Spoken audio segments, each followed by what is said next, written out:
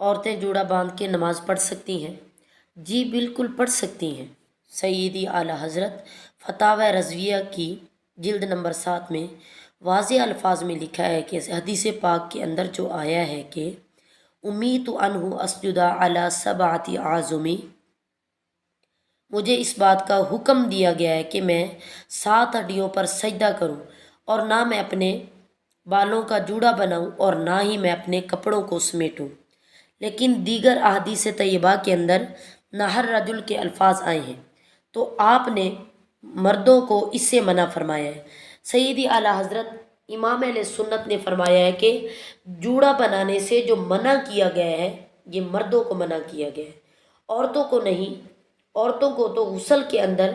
چٹیا سخت ہو تو اس صورت میں بھی حکم نہیں ہے کہ اس کو کھولیں، بس جڑیں ان کو تر کرنا ہوتی ہیں، کھولنے کا حکم نہیں دیا گیا۔ اور پھر دوسری بات،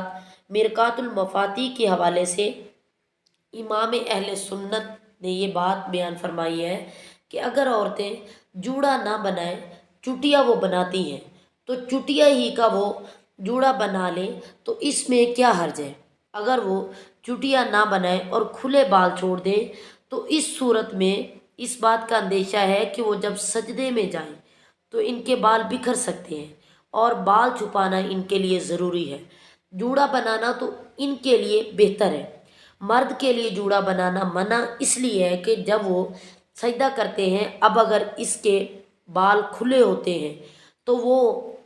اگر سجدے کے دوران زمین پر جاتے ہیں تو وہ اللہ اس کے لیے بہت اچھا ہے، اس کے بال اللہ تبارک و تعالیٰ کی بارگاہ میں سجدہ ریز ہے، اور وہ سارے کے سارے زمین پر موجود ہیں۔ امام عراقی کے حوالے سے امام اہل سنت نے اس بات کو واضح طور پر بیان فرمایا ہے کہ جوڑا بنانے کی جو ممانعت ہے وہ مردوں کے ساتھ خاص ہے، عورتوں کے لیے اس بات کا حکم نہیں ہے۔ اگر نماز میں جوڑا بنا کر نماز پڑھتی ہیں تو اصلاً اس بات میں کوئی حرج نہیں ہے، یعنی عورتیں جو ہیں وہ جوڑا بنا کر